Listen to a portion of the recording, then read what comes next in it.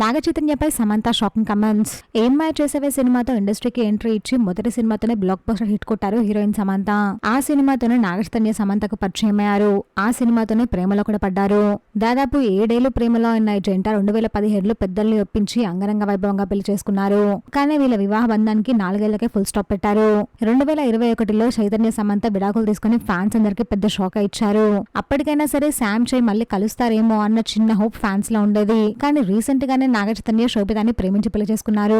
చై లైఫ్ లో ఎలాగో మూవ్ ఆన్ అయిపోయారు. శామ్ కూడా మూవ్ ఆన్ అయిపోవాలి అని ఫ్యాన్స్ కోరుకుంటున్నారు. అయితే శామ్ చై కలిసి జంటగా నటించిన ఏం మాయ చేసేవే సినిమా జూలై 18న రిలీజ్ కాబోతుంది.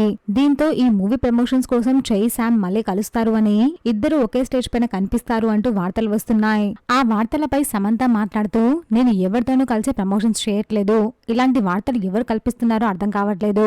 ప్రమోషన్స్ చేయాలి అని మూవీ ఫ్యాన్స్ కోరుకుని ఉండొచ్చు, కానీ వారి దృష్టికోణంపై ఒకరి జీవితం ఆధారపడి ఉండదు.